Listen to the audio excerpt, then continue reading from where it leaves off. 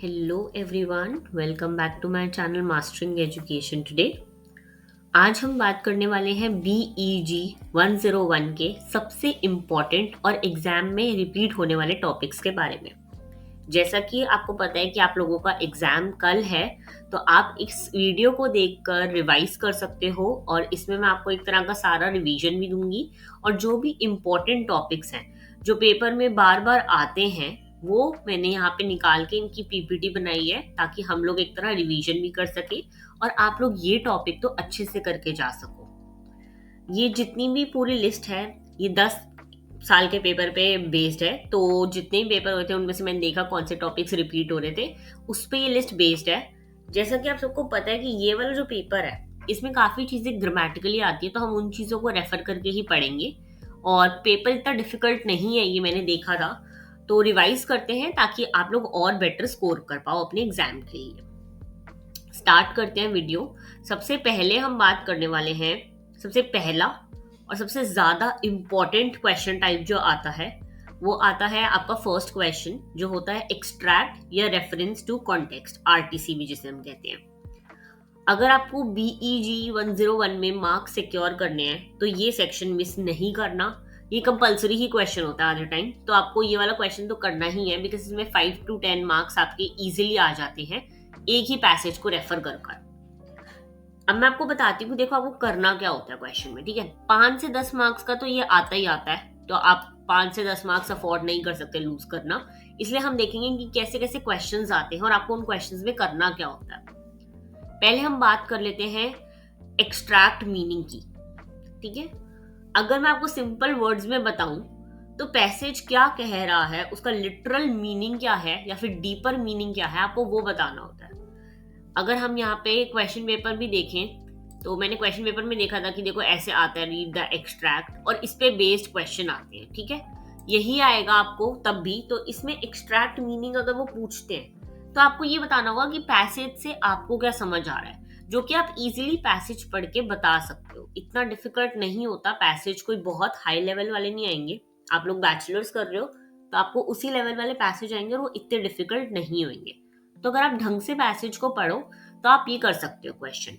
Also अभी आपका exam कल है, आपके पास पूरा एक दिन है, तो आप थोड़ी बहुत प्रैक्टिस करो ताकि आप उस मोड में आ जाओ कि आपको कैसे एक्सट्रैक्ट समझ आ जाए, ठीक है। नेक्स्ट होता है थीम आइडेंटिफिकेशन। इस एक्सट्रैक्ट का कनेक्शन, जो भी एक्सट्रैक्ट दे रखा होगा वहां पे, उसका कनेक्शन स्टोरी की मेन थीम से क्या है, यानी कि वो किस चीज के अराउंड रिवॉल्व कर रहा है। या तो वो लव हो सकता है, आइडेंटिटी हो सकती है, सोशल इश्यूज हो सकते हैं, कोई भी जो भी थीम होगा वो आपको समझना होगा। थीम मैंने यहाँ पे आपको दे रखे हैं, आप ये थीम्स देख जाओ ताकि आप जब पैसेज पढ़ो तो आप समझ सको कि क्या थीम वो बोल रहा है पैसेज में। इजी होगा ये क्वेश्चन। थीम आप पहली 2 लाइनें पढ़ के ही समझ जाते हो कि थीम क्या है, इमोशनल है ज्यादा या वॉर बेस्ड है, जो भी है वो आप समझ जाओगे, डिफिकल्ट नहीं होता है ये। नेक्स्ट देखते हैं literary devices, metaphor, simile, imagery. Author ने जो भी क्राफ्ट यूज की है आपको स्पॉट करना है। ये एग्जामिनर को इंस्टेंटली इंप्रेस करता है, इस पे बहुत क्वेश्चंस आते हैं। अगर आप पूरा मेंशन करो कि कौन सा लिटरेरी डिवाइस है और उसके साथ ये भी लिखा हो कि एक एग्जाम्पल लिखा हो, तो बहुत अच्छा होगा। लिटरेरी डिवाइसेस के बारे में हम अभी आगे पढ़ेंगे ऑलरेडी, ठीक है। टोन एंड मूड अगर हम देखें तो पैसेज क्या फील करा रहा है आपको, जैसे आपने पढ़ा तो आपको कैसा फील हो रहा है, इमोशनल, फनी, या फिर आपको थोड़ा बुरा लग रहा है, या फिर आपको कोई आयरॉनिक चीज पता लगी, ह्यूमरिस्टिक पता लगी। ये हो गया टोन और मूड। सेंट्रल मैसेज की अगर हम बात करें तो ऑथर यहाँ एग्जैक्टली क्या कम्युनिकेट करना चाहता है वो होता है सेंट्रल मैसेज। कि पूरा पैसेज तो चलो डिफॉरेस्टेशन पे था, ठीक है, लेकिन सेंट्रल मैसेज ये था कि एफॉरेस्टेशन करो, ठीक है। ये होता है तुम्हारा जब पैसेज पढ़ते हो कि एक सेंट्रल मैसेज क्या है, उसका मेन मैसेज आपको क्या समझ आ रहा है। ऑथर रेफरेंस की बात करें तो थोड़ा सा ऑथर के स्टाइल या पीरियड का रेफरेंस दे दो। इसके बारे में भी हम आगे भी वीडियो में पढ़ेंगे कि क्या पीरियड से कनेक्ट कर सकते हो आप कैसे, या फिर ऑथर आप कैसे याद रख सकते हो। तो अगर फर्स्ट क्वेश्चन आता है तो उसमें घूम फिर के यही 6 क्वेश्चन पे आएगा, और ये क्वेश्चन इजी होते हैं, इतने डिफिकल्ट नहीं है, तो आप ये कर सकते हो। ये आपको मार्क्स बहुत अच्छे देंगे, और आपको बस एक ही चीज का ध्यान रखना है कि आपने जो पैसेज पढ़ा है आप उसको अच्छे से पढ़ो, उस पर टाइम दो, भागो मत, जल्दी जल्दी मत करो, लेकिन पैसेज को अच्छे से टाइम दो, क्योंकि उस पर बेस्ड काफी सारे क्वेश्चन आते हैं, तो आप मार्क्स पक्के कर सकते हो अपने। नेक्स्ट अगर हम देखें तो हम डिवाइसेस की बात करने वाले हैं। ये इग्नू का फेवरेट क्वेश्चन है, इस पे बहुत बार मैंने देखा है पेपर में क्वेश्चन आता ही आता है, ठीक है, लिटरेरी डिवाइसेस पे। तो इनका डायरेक्ट क्वेश्चन भी आ जाता है कभी कभी, कि वो लोग आपको सेंटेंसेस दे देंगे और आपको बताना होगा कौन सी लिटरेरी डिवाइस यूज हो रही है, या फिर एक्सट्रैक्ट में भी इसका क्वेश्चन आ जाता है कि बताओ पैसेज में कौन सी लिटरेरी डिवाइस यूज हो रही है। तो अगर हम इसको रिवाइज करें, आपको देखो मैंने यहाँ पे लिखी हुई है टिप, इसको रट्टाफिकेशन मत करना, एग्जाम्पल्स के थ्रू समझो, ठीक है, ताकि तुम्हें समझ आने लगे चीजें। अगर हम देखें तो पहला आ जाता है मेटाफर। यहाँ पे डायरेक्ट कंपैरिजन होता है, ठीक है। डायरेक्ट कंपैरिजन मतलब यहाँ पे लाइक और एज यूज नहीं होगा, लाइक और एज सिमिली में यूज होता है। यहाँ पे देखो क्वेश्चन दे रखा है, टाइम इज अ थीफ। अभी time is a thief is a metaphor, लेकिन अगर यही क्वेश्चन वो लिख दे time is like a thief, तो ये हो जाएगा सिमिली। सिमिली में लाइक और एज आएगा और मेटाफर में नहीं आएगा, यही दोनों में डिफरेंस है। पर्सोनिफिकेशन होता है जब हम किसी नॉन ह्यूमन चीज को ह्यूमन क्वालिटी दे देते हैं। जैसे कि अगर मैं बोलूं the chair is very emotional, ठीक है, या मैं बोल दूं कि the chair is shining like my son, या the chair is shining like a bright light. ऐसे करके कुछ भी मैं पर्सोनिफिकेशन यानी कि कोई ह्यूमन क्वालिटी दे दूंगी किसी भी नॉन ह्यूमन चीज को। नॉन ह्यूमन चीज क्या होती है, ऑब्जेक्ट वगैरह, तो उसको हम कहेंगे पर्सोनिफिकेशन, ठीक है। एलिट्रेशन की अगर बात करूं तो एलिट्रेशन में सेम साउंड्स जो है वो रिपीट हो रही होती है, एक ही सेंटेंस में एक ही लेटर से सारे वर्ड स्टार्ट होंगे, ये हो गया एलिट्रेशन का सिंपल एग्जांपल। सिंबोलिज्म देखूं मैं तो इसको कहते हैं एक चीज दूसरी चीज को रिप्रेजेंट करती है, यानी कि मैं सन को रेफर करूंगी लेकिन उसको रिप्रेजेंट किससे करूंगी, येलो कलर से। तो ये हो गया सिंबोलिज्म, किसी चीज को रिप्रेजेंट करना। आयरनी हमें पता ही है, आयरनी में होता है एक्सपेक्टेशन वर्सेस रियलिटी, यानी कि आपकी एक्सपेक्टेशन कुछ और होती है लेकिन आप बता कुछ और रहे होते हैं, बिल्कुल ये दो दो अलग चीजों के बारे में बात होगी, ठीक है। इमेजरी में वर्ड्स ऐसे यूज होते हैं जिससे प्रॉपर आप इमेजिन कर सकते हो कि क्या पिक्चर होगी, वहां बहुत ही क्लियर कॉन्टेक्स्ट में लिखा होगा कि the room had bright lights, walls were painted red, तो आप इमेजिन कर पा रहे हो चीजें, तो ये हो गया इमेजरी, ठीक है। बहुत इजी थी, जितनी भी मैंने डिवाइसेस पढ़ाई एग्जाम्पल्स के साथ पढ़ाई है, थोड़ा बहुत इसको प्रैक्टिस करोगे तो इजीली पेपर में कर पाओगे, डिफिकल्ट नहीं है ये इतना। नेक्स्ट क्वेश्चन हम देखें, शॉर्ट नोट्स। इस पे तो क्वेश्चन आता ही आता है ऑब्वियसली, तो मैं बता दूं कि शॉर्ट क्वेश्चंस के लिए ना आप कुछ ऐसे रटाफिकेशन मत करना, थोड़ा बहुत समझो कि क्या क्वेश्चन में पूछा जा रहा है और उसके बाद आप उस पर आंसर इजीली लिख सकते हो।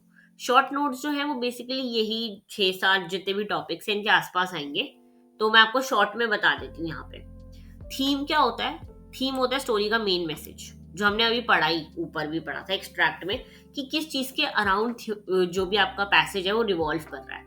थीम्स बहुत तरह की होती हैं, love, betrayal, social justice, identity, ये सब हो गई थीम्स। कैरेक्टर स्केच, किसी कैरेक्टर का पर्सनालिटी प्लस उसका ग्रोथ। किसी भी कैरेक्टर के बारे में जब आप बात करते हो, कोई भी प्रोटैगनिस्ट, एंटैगनिस्ट जो भी स्टोरी में होते हैं, वो होता है उनका कैरेक्टर स्केच, उनके बारे में लिखना, उनके बारे में बताना, वो होता है कैरेक्टर स्केच। सेटिंग, सेटिंग हो गया टाइम, प्लेस, एनवायरनमेंट, ये तीन चीजें यहाँ पे मैंने मेंशन कर रखी है, यानी कि कैसी जगह पे स्टोरी बेस्ड है। आपको दे रखा होगा कि दिल्ली, जैसे कोई भी हम सीरियल वगैरह भी देखते हैं तो उसमें प्रॉपर दिखाया जाता है कि कहाँ की प्लेस है। बहुत जगह जब आप देखते हो सीरियल में, अगर कोई दिल्ली का प्लेस है तो फेमस हनुमान मंदिर दिखा देंगे, तो ये होता है सेटिंग, ठीक है, जगह वगैरह, सोशल एनवायरनमेंट कैसा आसपास। टोन की अगर हम बात करें तो टोन होता है ऑथर की एटीट्यूड टुवर्ड्स टॉपिक, कि वो उसको इमोशनली रेफर कर रहा है या फिर सीरियसली रेफर कर रहा है, ह्यूमरिस्टिकली रेफर कर रहा है, ये सब होगा टोन। पता लग जाएगा, जैसे आप पढ़ोगे चीजें तो आपको समझ आ जाएंगी। नैरेटिव टेक्निक, नैरेटिव टेक्निक होता है कि कौन सी स्टोरी टेलिंग स्टाइल यूज हुआ है, यानी कि first person, third person, stream of consciousness.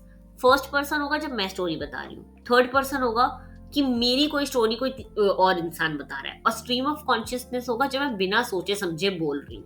ठीक है, नैरेटिव टेक्निक्स हो गई है। सेंट्रल आइडिया हमने पढ़ा है कि मेन पर्पस या मेन पॉइंट क्या था टेक्स्ट का, जितना भी लिखा हुआ है उसका हमें मेन चीज क्या समझ आ रही है इससे। प्लॉट समरी, तो स्टोरी का एक crisp overview start to end की एंड में कंक्लूजन टाइप जो हम आंसर्स में लिखते हैं। तो यही सब है जो आपको शॉर्ट नोट्स में पूछा जाएगा, इससे बाहर कुछ नहीं आ सकता। तो ये चीज आप पढ़ के जाना, इजी है, डिफिकल्ट नहीं है। एक्सट्रैक्ट के बेसिस पे भी आ सकते हैं शॉर्ट नोट्स, तो उसमें भी आपको ये चीजें पूछेंगे, तो आपको पता होनी चाहिए कि क्या क्या आप वर्ड्स यूज कर सकते हो। तो वो ये सब मैंने आपको यहाँ पे समझा दी है, आप इसका एक स्क्रीनशॉट ले सकते हो ताकि आप रिवाइज कर सको। नेक्स्ट अगर हम देखें तो नेक्स्ट टॉपिक आ जाता है genres and their defining features. बहुत इंपॉर्टेंट एरिया है जॉनर्स का। एग्जामिनर को देखना होता है कि आप लिटरेचर की डाइवर्सिटी समझते हो या नहीं। जब आपका टॉपिक ही लिटरेचर के अराउंड रिवॉल्व कर रहा है तो जॉनर आप उसमें पढ़ोगे ही। इसमें अगर हम देखें तो 4 तरह के यहाँ जॉनर समझाए हुए हैं, मैं आपको सारे समझा देती हूँ शॉर्ट में, डिफिकल्ट नहीं है। पोइट्री पहला आ जाता है। पोइट्री में पता ही होता है क्या होता है। इसका स्टाइल क्या होता है, एक तो लिरिक स्टाइल होता है, यानी कि बहुत शॉर्ट शॉर्ट सेंटेंसेस होते हैं एक के बाद एक। इसमें बेसिकली जो होता है थोड़ा इमोशनल, पर्सन के इमोशंस को रेफर करा जाता है। सोनेट टाइप होता है ये, यानी कि 14 लाइन पोएम होती है मोस्टली, राइमिंग स्कीम भी फॉलो होता है इसमें। और इसमें ना ओड फॉर्म होता है फॉलो। जैसे कि ओड क्या होता है, formal poem celebrating a person, event और थिंग। जैसे कि किसी को फॉर्मली प्रेस करना, किसी के बारे में, जैसे ऑटोबायोग्राफी होती है, वो तो बुक हो गई, लेकिन जब हम उसे ओड में लिखेंगे तो हम एक एक लाइन लिखेंगे उस इंसान के बारे में और उसमें राइमिंग स्कीम फॉलो करेंगे। ठीक है, पोएट्री में राइम, रिदम और फिगरेटिव लैंग्वेज को इग्नोर मत करना, ये आते ही आते हैं। ठीक है, ड्रामा, ट्रेजेडी, ये सारे इसके मेन टाइप्स हैं ड्रामा के। एक तो हो गया ट्रेजेडी जिसकी सैड एंडिंग हुई, कॉमेडी जिसकी हैप्पी एंडिंग हुई, ये दोनों टाइप के आ गए। और ड्रामा में ना डायलॉग होता है, सीन्स होते हैं, यानी कि एक्ट 1, एक्ट 2, एक्ट 3, उसमें लोग होंगे, उनके प्रॉपर डायलॉग्स होंगे, मोनोलॉग होगा, ये सब आपका ड्रामा से रिलेटेड आ जाता है। स्टेजिंग बहुत इंपॉर्टेंट है, ड्रामा का बहुत इंपॉर्टेंट पार्ट होता है स्टेज क्राफ्ट। ठीक है, नेक्स्ट हम देखें नॉवल, तो रियलिस्ट नॉवल होती है। इसमें फॉर्म्स अगर हम देखें इसके, तो रियलिस्ट नॉवल होती है जो एवरीडे लाइफ बताती है आपकी। जैसे कि अगर मैं एक नॉवल पढ़ रही हूँ और उसमें किसी की स्टार्टिंग से यही चल रहा है कि I went to the shop and I bought this is how my usual day go, तो ये हो गया रियलिस्ट नॉवल। सोशल नॉवल होती है जब किसी इशू पे, रिफॉर्म पे, वॉर पे, कोई सोशल इनइक्वालिटी पे, इस पे बात हो रही हो, तो ये सोशल नॉवल हो गई। नॉवल का मेन देखो हिंट क्या होता है कि इसमें जो कैरेक्टर्स हैं ना उनका डेवलपमेंट दिखाया जाता है कि पहले एक लड़की बहुत ही सैड थी, वो कुछ नहीं कर रही थी लाइफ में, फिर उसकी लाइफ में सडन चेंज आया और वो बहुत ही सक्सेसफुल बन गई। ये हो गया नॉवल का थीम, क्योंकि नॉवल बहुत लॉन्ग होती है तो इसमें कैरेक्टर का डेवलपमेंट जरूर दिखाया जाता है। शॉर्ट स्टोरी की अब हम बात करें तो शॉर्ट स्टोरी में देखो क्या चीजें होंगी। ये स्मॉल होगी, बहुत शार्प होगी, एकदम से आपको ना 2-4 लाइनें पढ़ोगे और आपको समझ आ जाएगा कि अच्छा स्टोरी में होने क्या वाला है। और काफी इम्पैक्टफुल होती है, आपको काफी इसका मैसेज जो है समझ आता है एकदम से। इसमें ट्विस्ट वगैरह बहुत ज्यादा होते हैं और इसका प्लॉट जो होता है वो काफी कॉम्पैक्ट होता है, यानी कि बहुत छोटा सा प्लॉट होता है, शुरू होते ही खत्म हो जाता है, ऐसा टाइप। ठीक है, इसका मेन इफेक्ट होता है कि हमें जो भी मैसेज है वो डिलीवर हो जाए। शॉर्ट स्टोरी का मेन यही होता है कि जो भी वो कहना चाह रहे हैं उसके थ्रू वो हमें समझ आ जाए। ये होता है हमारे जॉनर्स, जो हमने चारों बात कर दी है, उनके फॉर्म्स की भी बात कर ली है। तो ये सब आपको पेपर में आ सकता है, डायरेक्ट क्वेश्चन में भी, तो इसको अच्छे से पढ़ के जाना। नेक्स्ट हम देखें तो आपका पेपर इसी पे बेस्ड है, हॉट टॉपिक है ये, एग्जामिनर ये टेस्ट करता ही करता है कि आपकी लिटरेरी फाउंडेशन कैसी है। तो अगर हम यहाँ पे पढ़े लैंग्वेज और लिटरेचर का डिफरेंस, तो देखो सिंपल है। लैंग्वेज जो होती है ना उसमें क्लियर वर्ड्स हैं, एक ग्रामर फॉलो हो रही है, उसका पर्पस है कुछ, यानी कि हम जब मैं बोल रही हूँ अभी तो मैं वर्ड्स यूज कर रही हूँ, ग्रामर यूज कर रही हूँ, एडजेक्टिव्स यूज कर रही हूँ। ठीक है, और मेरा पर्पस क्या है, मैं आप लोगों को इन्फॉर्मेशन पढ़ा रही हूँ, मैं आप लोगों को फैक्ट्स बता रही हूँ ताकि कल आपका पेपर अच्छा हो सके। ये बहुत फंक्शनल होती है, एवरीडे लाइफ में ये यूज होती है। इसके एग्जाम्पल हो गए news reports, text book, conversations, ये हो गई लैंग्वेज। अब हम बात करते हैं लिटरेचर की। तो लिटरेचर का यूज आर्टिस्टिक और क्रिएटिव चीजों के लिए यूज होता है, जैसे कि ड्रामा वगैरह जो होते हैं लिटरेचर में आएंगे। इनका मेन पर्पस होता है कि कोई थॉट इवोक करना, कोई फीलिंग इवोक करना, या फिर एस्थेटिक प्लेजर, एंटरटेनमेंट पर्पस के लिए। इसमें लिटरेरी डिवाइसेस यूज होती है, फिगरेटिव लैंग्वेज यूज होती है, यानी कि फिगरेटिव लैंग्वेज मतलब लंबी चौड़ी लैंग्वेज, मेन कॉमन वर्ड्स नहीं यूज होंगे जो हम एवरीडे लाइफ में यूज करते हैं, इसमें बहुत हाई लेवल वाली लैंग्वेज यूज होती है। इसके एग्जाम्पल हो गए पोइट्री, नॉवल, प्लेस, मूवीज वगैरह, शॉर्ट प्लेस, ये सब आपके लिटरेचर में आ जाएंगे। तो मैं आपको बता दूं, अगर हम सिंपल लैंग्वेज में समझे ना, तो लैंग्वेज एक टूल है, लिटरेचर उस टूल से बनाया हुआ आर्टवर्क है। ठीक है, लैंग्वेज बेस है, लैंग्वेज को यूज करके लिटरेचर बनता है, सिंपल लैंग्वेज में अगर मैं बोलूं। इजी था, डिफिकल्ट टॉपिक नहीं है बहुत। नेक्स्ट हम देखें तो हम बात करने वाले हैं लिटरेरी मूवमेंट्स की। इसको आप रेफर कर सकते हो अपने पेपर में भी, एक्सट्रैक्ट में भी पूछे जा सकते हैं, इसलिए मैंने कहा था ये हम आगे पढ़ेंगे। मैं आपको ये शॉर्ट में समझाने वाली हूँ, बिकॉज इसका अगर मैंने आपको डिस्क्रिप्शन देने लगी तो बहुत लंबी वीडियो बन जाएगी। अगर मैं आपको शॉर्ट में बताऊं तो रोमांटिसिज्म जो था सबसे पहले आया था late 18th century, early 19th century में। रोमांटिसिज्म में बेसिकली इमोशन, इमेजिनेशन, नेचर, इन सब की बात हुई है। देखो यहाँ पे रोमांटिसिज्म एक एरा था पोइट्री का या फिर ड्रामा का, जहाँ पे काफी सारी चीजें लिखी गई। इसमें जो मेनली चीजें यूज हुई थी, फीचर्स जैसे इसके थे, वो इमोशन था, नेचर था, इंडिविजुअलिज्म था, इमेजिनेशन था। इसके की फिगर्स यहाँ पे दे रखे हैं, ये पढ़ जाना, वर्ड्सवर्थ, कीट्स, शेली, ये इंपॉर्टेंट है। इसके बाद आया Victorian age. Victorian age basically morality और रियलिज्म पे बेस्ड था, सोशल रिस्पॉन्सिबिलिटी पे बेस्ड था। इसके की फिगर्स जो हैं वो हैं जॉर्ज एलियट, ब्राउनिंग, डिकेंस, ये सारे। फिर आया रियलिज्म, ये एवरीडे ट्रुथ को बताता था, यानी कि जो लाइफ में हो रहा था उस टाइम पे उन चीजों को बताते थे ड्रामा और पोइट्री के थ्रू। इसमें आपका टॉल्स्टॉय, जॉर्ज एलियट, ये सब आ जाएंगे। नेक्स्ट अगर हम देखें मॉडर्निज्म, मॉडर्निज्म में ब्रेक द रूल्स, एक्सपेरिमेंट, इन सब चीजों की बात करी गई है, यानी कि रिबेल टाइप। ठीक है, इसके जितने भी फिगर्स हैं वो है T S Eliot, Joyce, Woolf, Pound, ये सारे। फिर आया पोस्ट कोलोनियलिज्म, जो कि सबसे रीसेंट देखा जाएगा। इसमें आइडेंटिटी, कल्चर और पावर की बात हुई है। अगर हम देखें यहाँ पे मैंने दे रखा है कल्चर, आइडेंटिटी, पावर डायनेमिक्स। इसके की फिगर्स थे वॉलकॉट, अशबे, ये सारे। मतलब आपको इतना कुछ याद नहीं रखना, आपको बेसिकली ये याद रखना है कि रोमांटिसिज्म में क्या चीजें फॉलो होती थी, किस टाइप की उनकी पोइट्री, ड्रामा थे, इमोशन, नेचर इवोक करते थे। विक्टोरियन एज में सोशल ज्यादा चीजों पे बात हुई है। रियलिज्म में रियल लाइफ दिखाई गई थी, एवरीडे लाइफ। मॉडर्निज्म में रिबेल टाइप था, और पोस्ट कॉलोनियलिज्म में जो नई नई चीजें अब हम रेफर करते हैं, आइडेंटिटी, कल्चर, पावर, ये सब आ गया। इतना ही पढ़ोगे और की फिगर्स एक भी याद कर जाओगे तो इनफ होएगा। नेक्स्ट हम देखते हैं, नेक्स्ट आ जाते हैं पोइट्री के टर्म्स वगैरह, कुछ इंपॉर्टेंट है ये, आपको एक्सट्रैक्ट में भी पूछे जा सकते हैं और अलग से भी आ सकते हैं। ठीक है, तो मैं आपको बताऊं पोइट्री टर्म्स पहले तो होते क्या।